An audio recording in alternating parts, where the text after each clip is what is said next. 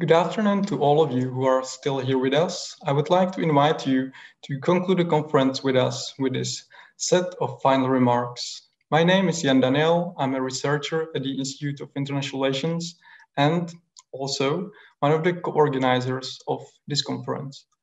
It is my great pleasure that I'm joined here today for this concluding session by three other great speakers who will provide their reflections on the main issues discussed today.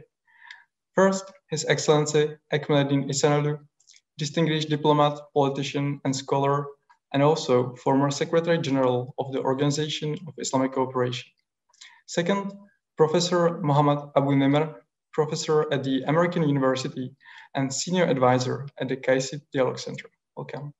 And finally, Mr. Miloš Toušek, diplomat at the Ministry of Foreign Affairs, and not coincidentally, also one of the co-organizers of this conference. Well, before I give floor to other speakers, let me use or maybe even abuse my role of a chair of this panel and make a couple of my own remarks.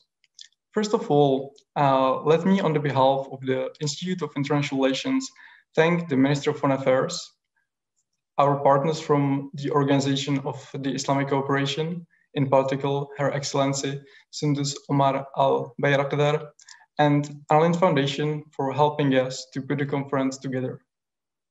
I would also like to thank our wonderful speakers for sharing their insights on many aspects of intercultural and interfaith dialogue, on the role of religion in diplomacy, or their general reflections on the impact of coronavirus pandemic on their area of expertise. It was a pleasure to listen to your interventions. Second, let me share a set of reflections on what we discuss here today and what I personally learned from these debates. This is the fifth conference on intercultural and interfaith dialogue that we held in Prague. On the other hand, this might be the fifth conference, but it is also the first one that was held virtually. And I would like to thank my colleagues in the conference service and the PR department of the Institute of International Relations for all the efforts that were essential for making this conference happen. It wasn't that easy all the times, so thank you very much. However, more importantly, this is not only the first virtual conference, this is also the first conference where we try to tackle some broader issues and explicitly look to the future. How can we enrich future communities? How can we emerge from the present crisis, or rather from actually many present crises that we faced in contemporary world in a better shape? I believe that this, let's say, forward-looking exercise and hearing how our speakers think about it was really useful. And there are many lessons that we can take out of it, or at least many lessons that I personally took out of it. I think that, first of all, it should lead us to question the nature of the crisis. As we heard from many of the speakers, the pandemic touched us all. The disease does not recognize the differences between religious communities. It impacts us all as people who share a certain way of living and who cherish personal connections and who have been separated from their families, their partners, their colleagues, or indeed from their fellow believers. Yet, as we also heard, even though the pandemic does indeed impact us all, we shouldn't forget, as many of our speakers remarked, it definitely impacts us in unequal ways, often influenced by inequalities that are already present in our societies. So the crisis that we are speaking about and that we are trying to overcome, that we are trying to discuss in this conference, it might not be only that of the present pandemic, but also, as we heard, that is caused by bad governance, injustice, social economic inequalities, racism, or lack of respect for human rights and basic human dignity. As we also heard throughout the conference, this very interconnectedness of various crises should inform our response. If we are serious about emerging from the crisis in better shape, if we are serious about enriching our future communities, and indeed, if we are serious about having an honest dialogue, whether an interfaith one, intercultural one, or just a dialogue between humans. Also, as was repeatedly stressed through the conference, speaking about response, the crisis might be an opportunity, as we already set out at the start in questions for our speakers. But the question is opportunity for what? It can be opportunity for opportunistic behavior, as some of our speakers also highlighted. It can be also an opportunity for a community-led altruistic response. And definitely here, religious communities often play a crucial role, as we heard throughout the conference many times.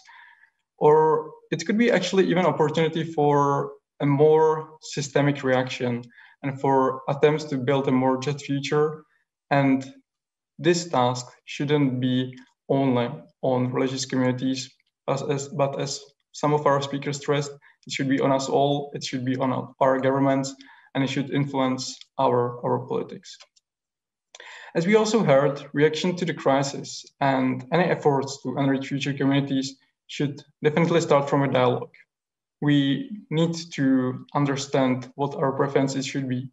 This dialogue should be an honest one that does not try to hide the existing problems, does not try to hide political differences, and we should be able to learn about our values, about different perceptions of the world. But as highlighted by actually all of our speakers, we should bear in mind that such dialogue shouldn't be the end goal. Here, I was indeed very happy to hear more practical examples of what can be done and how, ranging from novel ways of how to conduct diplomacy, how to provide education for diplomats so they can navigate the contemporary world better, how to fight prejudice, how to tackle commonly held misconceptions, and so on and so on. And last but not least, I was delighted to hear how can grassroots initiatives, maybe even more than scholars and experts of various kinds, such as myself, how can these initiatives contribute to a crisis response driven by mutual solidarity and real needs existing on the ground?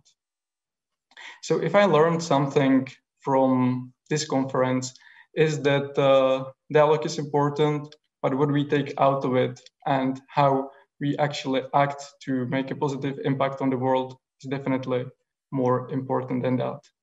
On that note, with giving all my respect and my sincere thanks to members of the mentioned initiatives, with giving all my respect and sincere thanks to all the activists for trying to make the title of this conference happen in real life, I would like to conclude my remarks here. Thank you for your attention. I hope you learned from the conference as much as I did. And I would like to give floor now to His Excellency, Ekmeleddin İhsanoǧlu. Your Excellency, the floor is yours. And I would like to invite you to unmute your microphone, please. Is it okay now? Okay. Mr. Chairman, thank you for your kind words and for your introduction. Excellencies, distinguished participants, ladies and gentlemen, I would like at the outset of my remarks to express my thanks to the organizers of this conference on intercultural and interfaith dialogue, namely the Czech Ministry of Foreign Affairs, the ambassadorial group of OIC member states based in Prague, and the Anna Lindh Foundation. There has been a long track of interfaith and intercultural dialogue, which goes back to the 60s of the last century. Taking stock of these multifarious activities will clearly facilitate our task to address the main question raised in the introductory remarks presented by the organizers of our meeting. Starting from the initiative of late King Faisal of Saudi Arabia, and going through different academic and diplomatic initiatives from different Muslim countries, among them the series of meetings and encounters organized by Prince Hassan of Jordan, including 3 Abrahamic religions, were significant contribution to the subject. Worth mentioning in this context, the Alliance of Civilizations initiative established by President Erdogan, the then Prime Minister of Turkey and former Prime Minister of Spain, José Zapatero, in 2005. This initiative acquired special importance since it was institutionalized as a United Nations program. Another significant initiative from the Muslim world came out as an independent center for dialogue sponsored by late King Abdullah of Saudi Arabia, established in Vienna. And I hope we listen more from the next speaker. Meanwhile, the speaker, as the 9th Secretary General of OIC, have initiated two-track activities, academic and diplomatic, ended with adoption of relevant resolutions of United Nations General Assembly and United Nations Human Rights Council in Geneva. With this short introduction on the state of art, let me turn to the question raised in the introductory remarks presented by the organizers, which reads as follows, and I quote, "Could the globally shared sense of uncertainty bring about any positive sentiments of global solidarity?" This is the question. The answer is certainly no. The justification or explanation of this question is embedded in answering the second question, which reads, what particular values and stances could be associated with the resilience of faith-based stories? Which key takeaways shall be promoted within expert and public debates? Second question. In addressing these questions, I will limit myself to the dialogue between Islam and the West. In a preface I wrote to the published proceedings of a conference organized jointly between OIC and Georgetown University, I tried to summarize the common denominators between Islam and West, or Islam and Europe, as articulated briefly in the following three categories. First category, geographical proximity. The present reality is that Muslims and Westerns are living together under the same rule in almost all Western countries. Second, similar spiritual reference. As part of the entire history of monotheistic religions, Islam is a continuity of Abrahamic tradition and culture. And you can understand very well the commonalities between Islam, Christianity, and Judaism if you look in the concept of divinity, on the responsibility of the hereafter, etc. And you compare these three with the religions of the Far East, with the Indian religion, Confucianism, Buddhism, Hinduism, you find that the reality here, these three religions has a common root. So we have this. The third point is shared values. There is no inherent conflict between Islam and modernity. The Muslims are committed to pluralism and the right of people to cherish their diversity. With thorough understanding of these commonalities and deep commitment to them, I have called for a genuine historical reconciliation between Islam and Christianity. That will make a new era in the history of humankind and human civilization. Similar initiative was taken between Judaism and Christianity in the face of anti-Semitism few decades ago, and have proven successful and productive. Such reconciliation would further develop the initiative taken by Eucharistic Congress of the Vatican in 1965. This body issued a document titled The Word of Light Encyclical, Dialogue Between Christians and Muslims, which called for an Islamic-Christian dialogue and acknowledged the values of the Islamic faith, Islam's favorable attitude toward Christianity, and Islam's contribution to the advancement of human civilization. This is the Vatican document. In December 2013, I had the pleasure and honor of meeting His Holiness Pope Francis in the Vatican upon his kind invitation.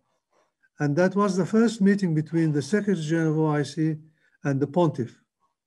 In this meeting, I raised the issue of historical reconciliation between Islam and Christianity, which was welcomed and received with understanding. However, that was the end of my tenure as Secretary General of OIC. Unfortunately, this historical appeal went unanswered. Now, here in Prague, I would like to reiterate my call for the historical reconciliation as a solid base for the future relations between Islam and the West, and in particularly Islam and West, and in particular Islam and Christianity. Looking to the crisis we face today, we found ourselves being held once more hostages to radicals on two sides of the debate, namely those who consider themselves as true representatives of Islam and those who defend Western values of freedom of expression. Obviously, those two radicals on the two sides. Obviously, those terrorist radicals absolutely have no right to claim themselves as the representatives of Islam. Meanwhile, those fanatics who consider attacking holy values and figures of other religious communities cannot claim that they are exercising their right of freedom of expression, nor having legitimacy to their claims, since freedom of expression is not a license to defame or insult others. Dear colleagues, more than a decade ago, the first cartoon crisis flared up when a Danish newspaper published in September 2005 12 derogatory drawings of Prophet Mohammed. When we study in analytical way, the controversy evolved in the aftermath of publishing these ugly, uncivilized cartoons, we find that the rise of Islamophobia has followed a course of three fundamental phases. First phase, the implementation of the concept, the manipulation of the concept of freedom of expression. The second is the politicization of Islamophobia by pro-extremism and right-wing groups to raise votes in elections. Third and last one is the institutionalization and legal framing of Islamophobia. A decade ago, to deal with this controversy, we were determined to pursue, advocate, and to move the debate diplomatically from confrontation to cooperation, I will not go in details of this difficult and successful transformation. I suffice myself with making reference to two documents, but those who are interested in the details, I can send them an electronic copy of my book, Islamophobia from Confrontation to Cooperation. Those who are interested, they are welcome. The first document is 1618 resolution of United Nations Human Rights Council in 2010, titled Combating Intolerance, Negative Stereotyping, Stigmatization and Discrimination, Incitement to Hatred and Violence Against Persons based on religious belief. This resolution was a turning point in considering freedom of expression as a license to incite hatred and intolerance.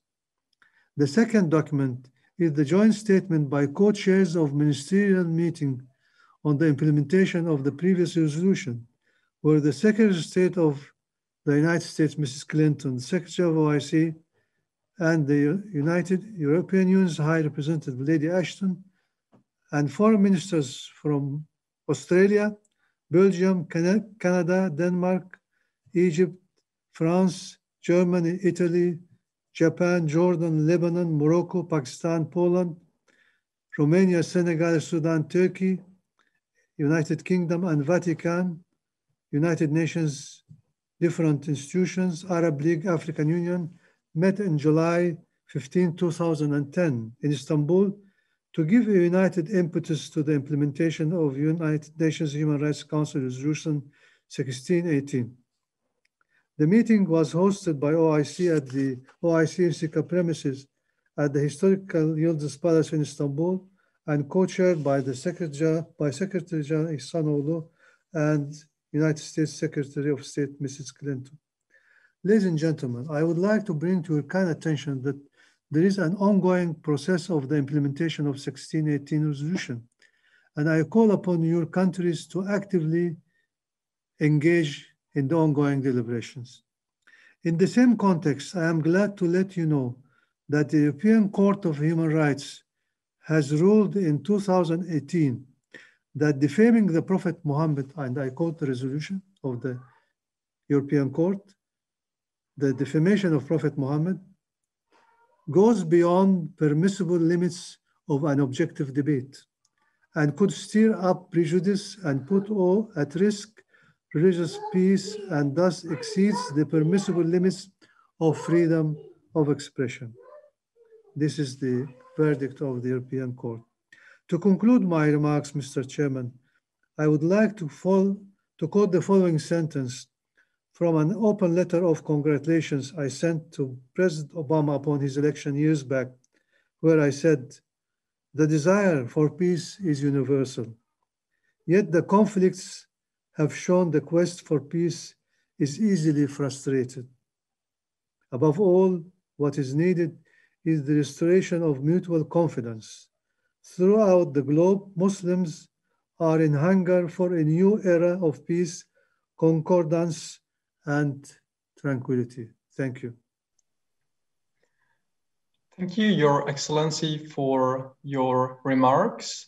And I would like to now give floor to Professor Abu-Nimer to continue with his concluding words. Thank you very much.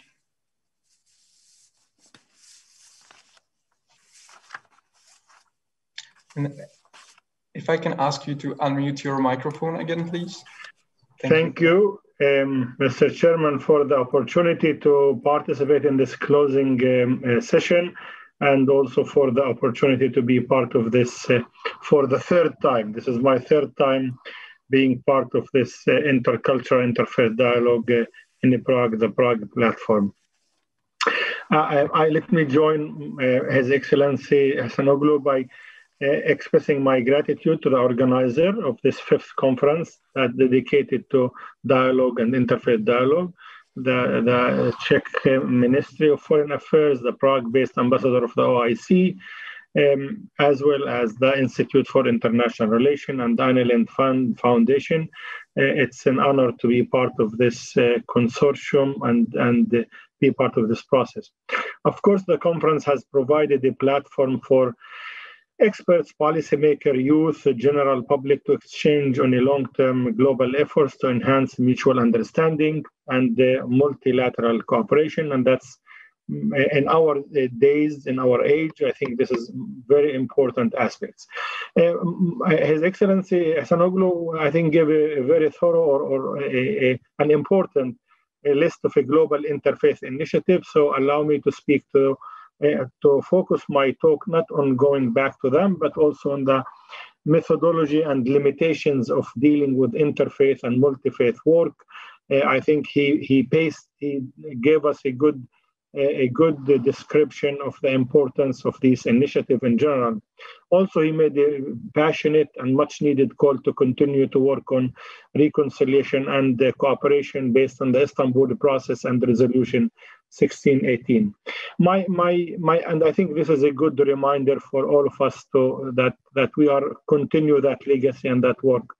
My answer to the question, could positive outcome come out of COVID response, a little bit different, although I think it has to be yes. We cannot afford to say no.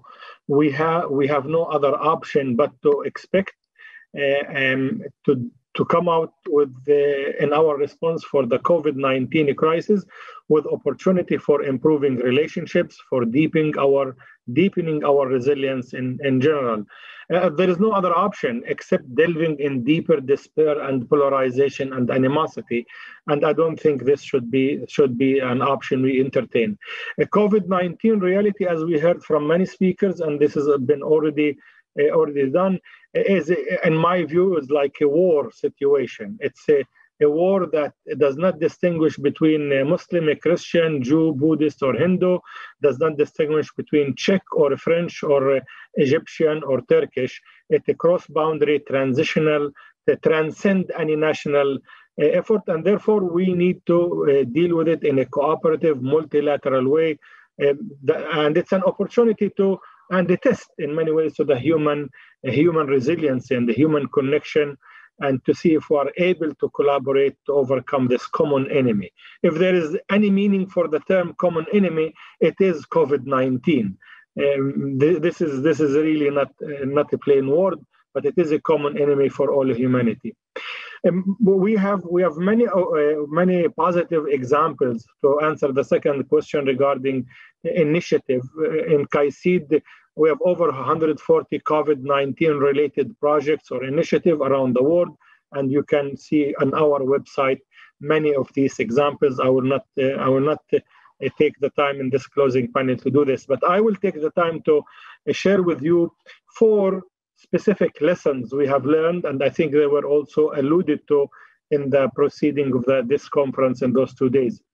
The first one is that in dealing with COVID-19, as we deal with violence in general and terrorism, whether it is in France or Austria or in any other part of the world, the multi-faith responses to COVID, to these crises, to the violence, is something essential.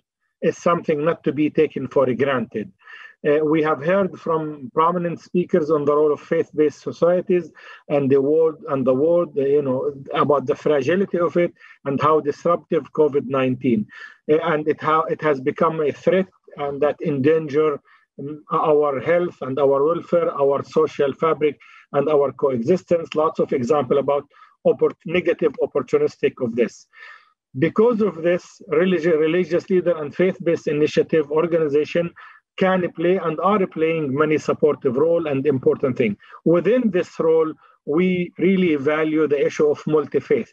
It's in a war situation and in a crisis, it's not enough that the Christian or the Irish or the Czech or whoever the group responding to it to respond separately. Separate responses are necessary, but they are not sufficient to build community and sufficient to build resilience across communities.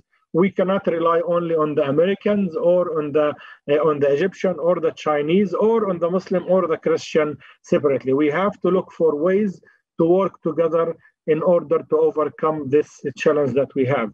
KAICIID has prepared actually a guide for multi-faith work on the COVID-19. We noticed that for the first 4 or 5 months in response, the level of multi-faith responses were very little. And it took a while for the multi-faith community to act upon its connection and work. So that's the first lesson. We have to start working together from the beginning in order to prevent disconnection, isolation, and waste resources, and to deepen the trust that we have. My second point is regarding the theme of this conference and also KAICIID work, the importance of engaging religious leaders with policymakers. We have heard about the relevancy of religion in diplomacy. You even have it as a title of one of the panel. And the panelists provided interesting insights and also gave justification why religion is relevant to diplomacy, why diplomacy should be relevant to religious actors as well. But I think we already passed that stage in the last 20 years or 15 years.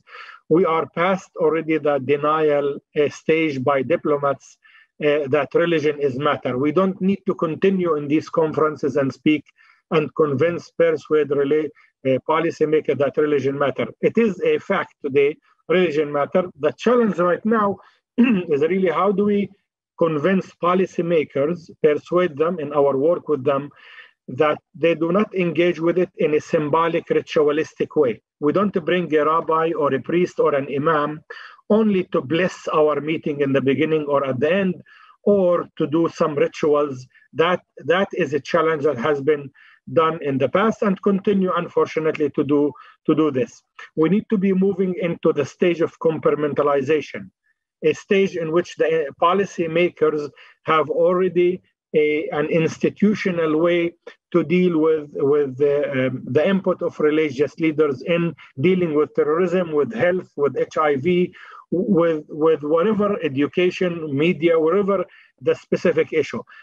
Some countries, some policymaker, international, intergovernmental agency have already established a special department and in order to engage with religion.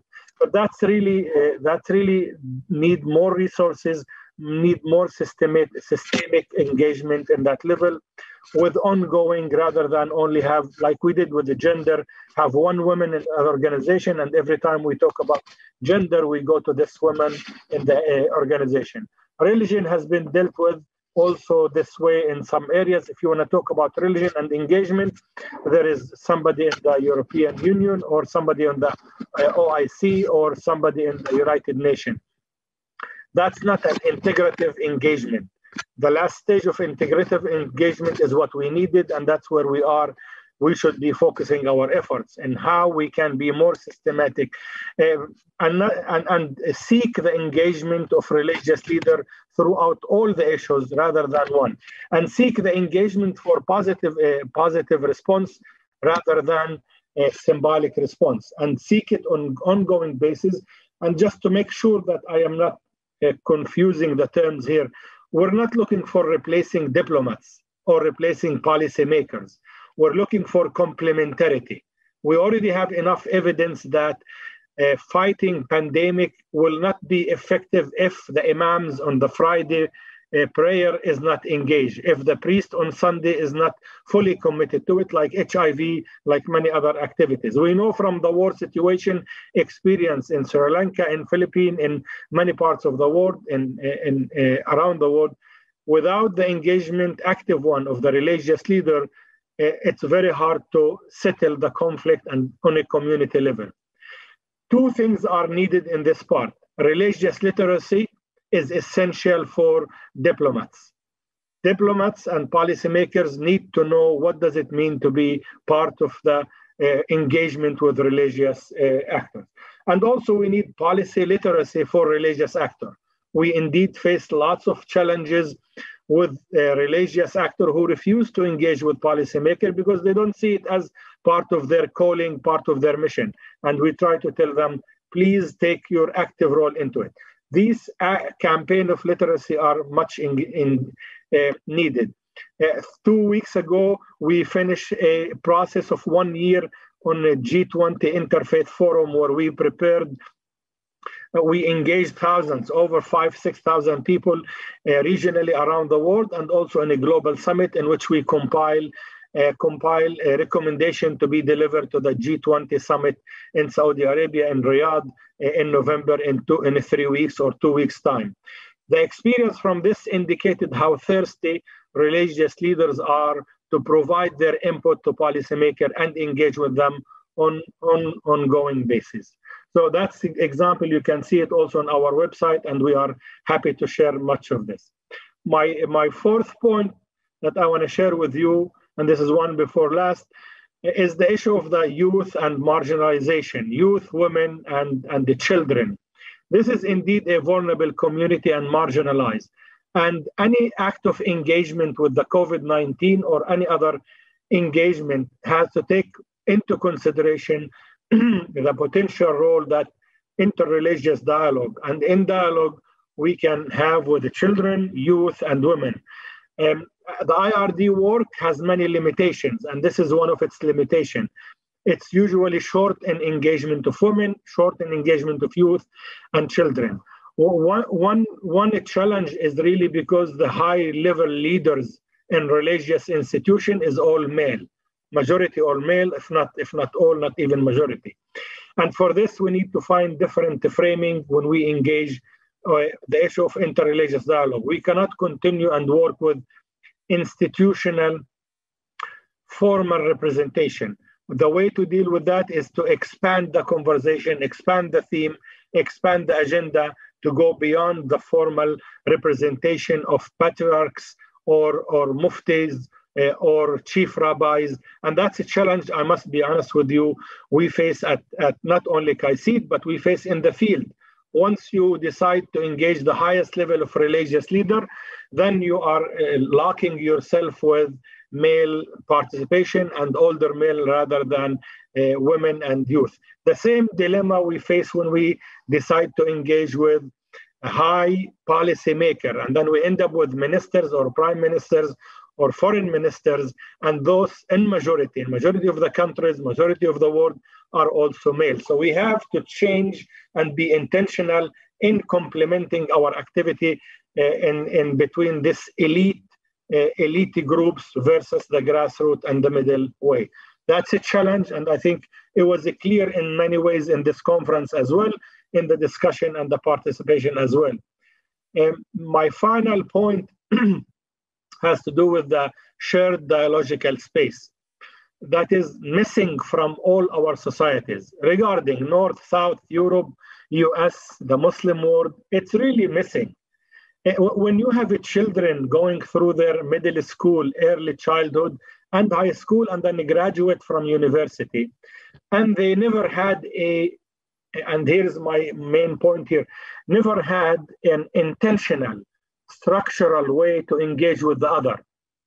If you did not have a chance to meet the other through 18 years of education, you will have a deficiency in dealing with pluralism, with diversity, and deficiency in dealing with the other. And I think the way to go about it is for us to be intentional in building these shared spaces, shared dialogue space, and there should be no one go through our education system or through our media system or through our political system without a chance to meet the other. Only through meeting the other through dialogue, we can overcome the virus of COVID-19 and the virus of war and violence. And I think this is one of the values of having this platform in the Prague on an annual basis, continuously addressing the issue of interreligious dialogue and interfaith dialogue. Thank you for your patience. Many thanks, Professor, for such rich concluding remarks. I would now like to move to the very last speaker of our conference. I would like to give floor to Miloš Toušek of the Ministry of Foreign Affairs of the Czech Republic. Thank you, Jan, and good afternoon, everybody. Excellencies, ladies and gentlemen, on behalf of the Ministry of Foreign Affairs of the Czech Republic, I want to express our gratitude once again. We appreciate your attention to the conference throughout the day up until now. I will not add much to the substance. Previous speakers did so already very well, but I surely want to deliver several acknowledgements. First of all, I wish to thank my colleagues and our partners with whom we started to organize this event long before the second vast wave or impact of the COVID-19 pandemic. We have enjoyed the work a lot, despite some last-minute changes in the conference agenda and countless modifications of practical aspects due to the general safety and health restrictions. Second, I want to thank all today's panelists and chairpersons for their intellectual inspiration and very informative expert contributions. From the very beginning, we aspired for an A-class event. So we invited the best personalities and hence we dared to raise some uneasy framing questions too. I appreciate that we have received complex answers and witnessed lively debates. An additional challenge we have been facing could be attributed to the most recent escalation of tensions, violence, or extremism. Therefore, I thank you all who reflected on this with openness and respect and responsibility. I hope this conference has had a beneficial effect on current and future political efforts to overcome the repetitive misuse of religious identity and religious symbols, extreme or even more ugly political goals. I want to thank our audience for your attention and concentration in front of your screens, as well as for your truly interesting questions. We have had an ambition to attract young generations as well, present successful intercultural and interfaith youth networks and role models, and possibly make this event a formative experience. Technically, I'm very happy to say that our transmission was excellent today. And so colleagues who provided and managed the virtual backstage and the all-day broadcasting deserve our big thanks as well. In conclusion, I want to invite you all to Prague in early November 2021. Yes, we will organize this conference again, and you will be most welcome to join us here and take part in it. So thank you all. Once again, I was pleased, we are pleased to host you here in Prague, despite virtually. And stay safe and goodbye. Thank you very much. Thank you. Much appreciated. And thank you for your invitation as well. And we'll see you, inshallah, in November next year. Okay, many thanks, Miloš. Many thanks, Professor Abu-Nimer. I believe that there is little to add, just maybe one more round of thank you to our panelists, to all the speakers at the conference, and to our audience. Maybe the very last thing to do here is to put our real and virtual hands together in a final round of applause. And with that, I would like to wish you a nice evening, nice day, or I guess nice morning, whatever time zone you are in. Thank you very much and goodbye. Thank you.